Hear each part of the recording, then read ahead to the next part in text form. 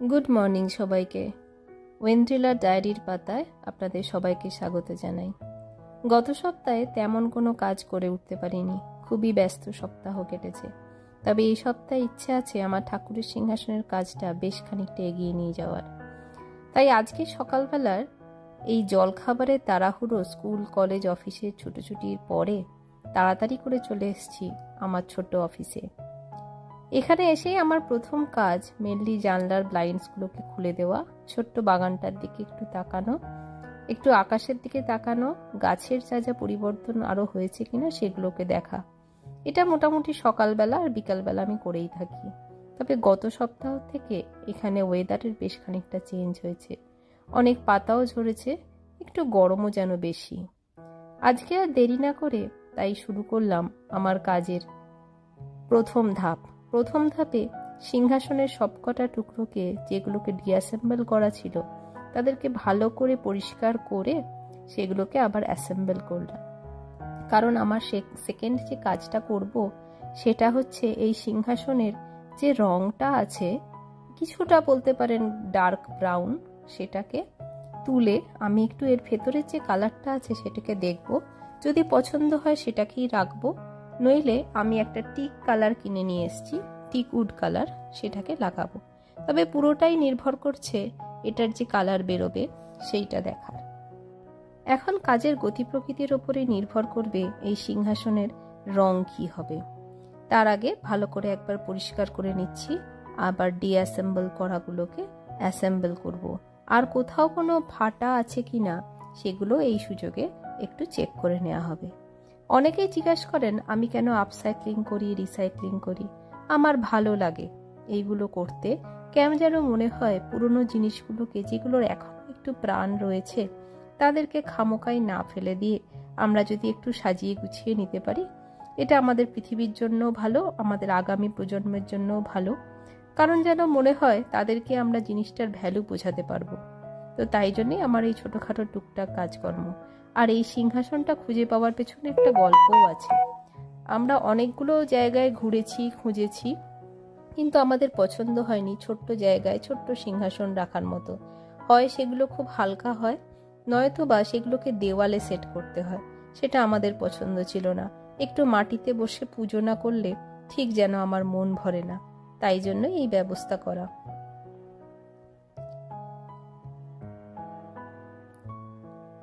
তো এখানে চারটে মন্দিরের চারিদিকে যে চারটে খিলান মতো ছিল সেটাকে লাগানো হয়ে গেছে।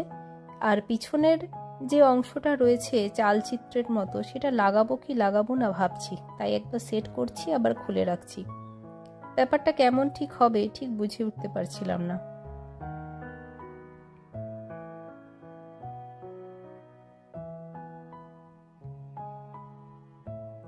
এরকম কাজ প্রথম করার সুবাদে বেশ একটু প্রথম দিকে নিজের সাথে এক্সপেরিমেন্ট করতেই হচ্ছে। কোনটা পছন্দ হবে কোনটা হবে না সেটা করতে বেশ একটু সময়ই লাগছে, তবে কাজটা করতে আমার ভালোই লাগছে।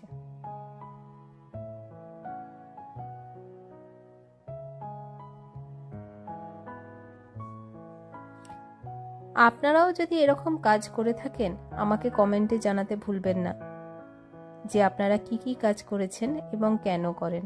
এইটা করে ছোটদের মধ্যেও যে উৎসাহ পাই আমি দেখতে, সেটা বেশ ভালোই লাগে। ছোট ছোট হাতের কাজ নিজের বাড়িতে থাকলেও বেশ ভালো লাগে। দোকান থেকে তো আমরা অনেক কিছুই কিনতে পারি, কিন্তু পুরনো জিনিসকে সারিয়ে তাকে নিজের মতো একটু বাড়ির মতো বানিয়ে নিয়ে নিজের যত্নে তাকে আবার ব্যবহার করার মজাটাই আমার মনে হয় একটু আলাদা।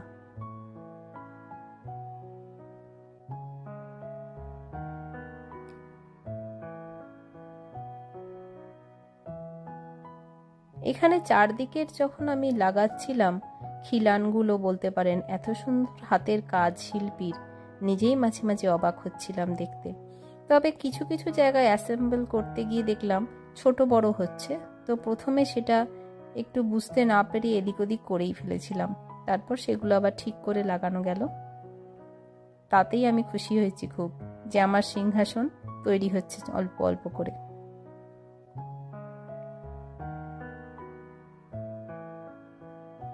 এই 4টে মেন খিলানের ওপরে যে মাথার স্তম্ভটা বসবে সেটা বেশ ভারী। আমি ভেবেছিলাম ওটা হয়তো গোটা একটা স্তম্ভ মতো আছে, কিন্তু তা নয়। ওই গম্বুজটা অ্যাকচুয়ালি খোলা যায়, ওগুলোকেও ডিঅ্যাসেম্বল করা যায়। তো প্রথমে যখন আমরা কিনি তখন আমরা অতটা ভাবিনি যে এগুলো সবকটা পার্টই আসলে ডিঅ্যাসেম্বল করা যায়, কিন্তু পরে দেখলাম যে না, এগুলো সবই ডিঅ্যাসেম্বল করা যায়। এটি একদিকে ভালো হয়েছে, কারণ কোথাও যদি মুভ করতে হয় তাহলে এরকমভাবে গোটাটা তুলে না নিয়ে গিয়ে ডিঅ্যাসেম্বল করে নিয়ে যাওয়াটাও যেমন সুবিধার, তেমনি জিনিসটার ক্ষয়ক্ষতি হওয়ার পরিমাণটাও কম হয়। ইউএসএতে কোনো জিনিস যে গোটা এসেছে, মানে ফার্নিচার স্পেশালি, সেটা আমার মনে পড়ে না। যাই আমরা কিনি সবই এরকম ডিঅ্যাসেম্বল করেই আসে। তবে এরকম সিংহাসন, ঠাকুরের সিংহাসন প্রথম কিনলাম তো, তাই বুঝতে পারিনি যে সিংহাসনটাও ডিঅ্যাসেম্বল করাই থাকবে। তো ডিঅ্যাসেম্বল সিংহাসনকে আমি ভালো করে পরিষ্কার করে আবার অ্যাসেম্বল করছি, কারণ এই রংটা আমি চেঞ্জ করব। তবে এই নয় যে এই রংটার উপরেই আমি আবার রং করব।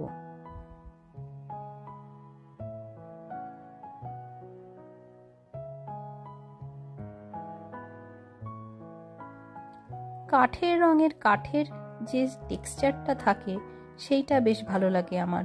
তো আমার ইচ্ছা আছে যদি সেই টেক্সচারটা বা সেই অরিজিনাল রংটা আমি ফিরে পেতে পারি তাহলে সেটাই রেখে দেব। এখন দেখতে হবে এই রংটা ওঠানোর পরে সেটা যে অরিজিনাল রং সেটা কেমন আছে।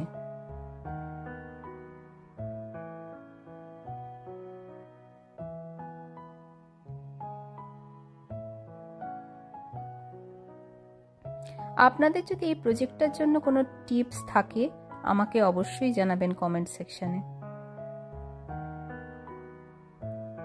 এটা হয়তো প্রথম ফার্নিচার আমি করছি, কিন্তু আমার যেরকম ভালো লাগছে তাতে বলা যায় না আমার দ্বিতীয় বা তৃতীয় ফার্নিচারও কিছু আসতে পারে। তাই জন্য বলছি যে যদি কোনো টিপস বা ট্রিক্স আপনাদের জানা থাকে আমাদের জানাবেন প্লিজ।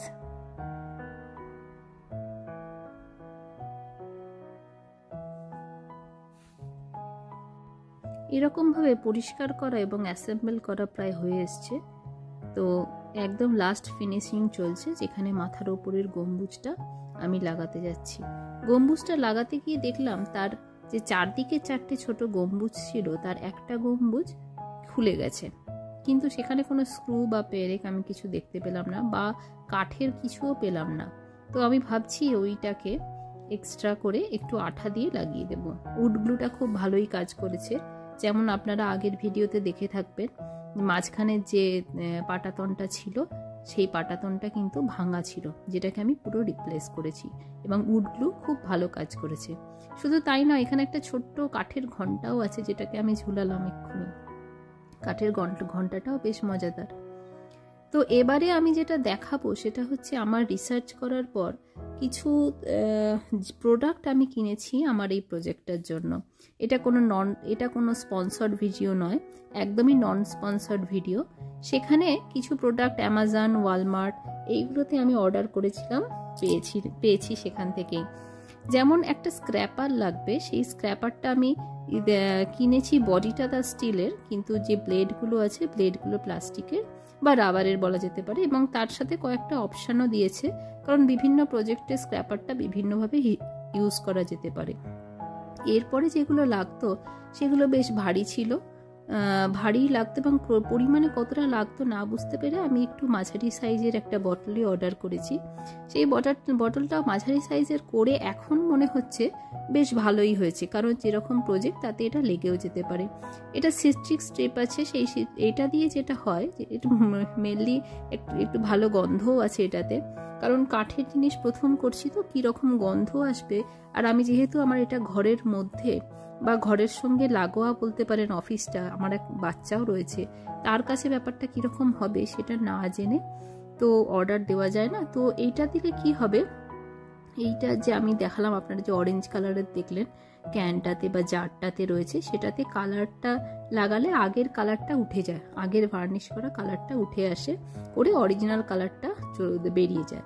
আমি কিনেছি একটা টিক উড, একটা স্যান্ড পেপার, দুটো ব্রাশ বাড়িতেই ছিল ডলার ট্রি থেকে ব্রাশ, আর আরেকটা জিনিস এর মধ্যে ভাবলাম, হাতের সামনে কোনো বিন রাখা নেই যে ছোটোখাটো এই জিনিসগুলো রাখবো প্রজেক্টের, তো যে বক্সটা ওয়ালমার্ট থেকে এসছে সেটাকেই একটা টেম্পোরারি বিন বানিয়ে ফেলি।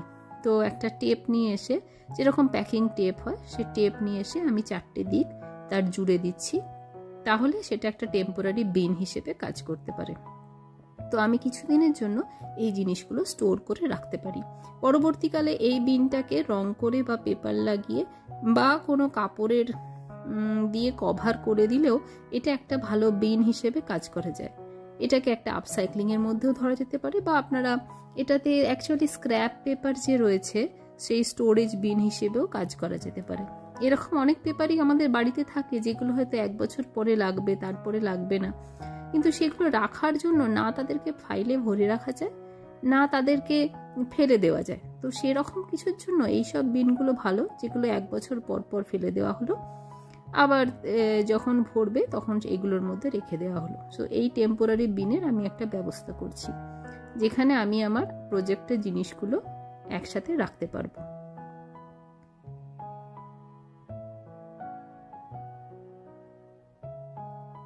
চারদিকে টেপ এঁটে নিলে দিব্যি তৈরি হয়ে গেল আমার টেম্পোরারি বিন।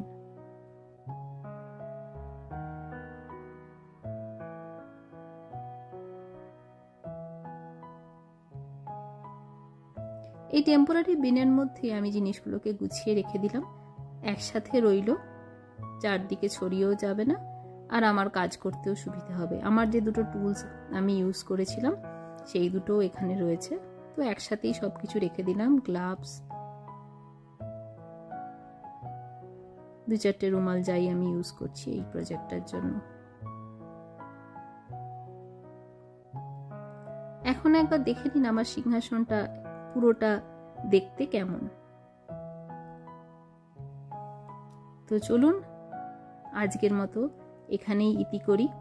দরজা বন্ধ হয়ে গেল আমার ছোট্ট DIY অফিসের, লাইট নিভে গেল, নেমে গেল ব্লাইন্ডস। পরন্ত বিকেলে আপনাদের কাছ থেকে বিদায় নেব, ফিরে আসছি আবার একটা ডায়েরির পাতা নিয়ে। সঙ্গে থাকবেন, কাজটা শেষ করতে হবে, আমরা সবাই মিলে করব। জানাবেন কেমন লাগলো, আর যে বললাম একদম ভুলবেন না আপনাদের মতামত জানাতে, আর টিপ বা ট্রিক্স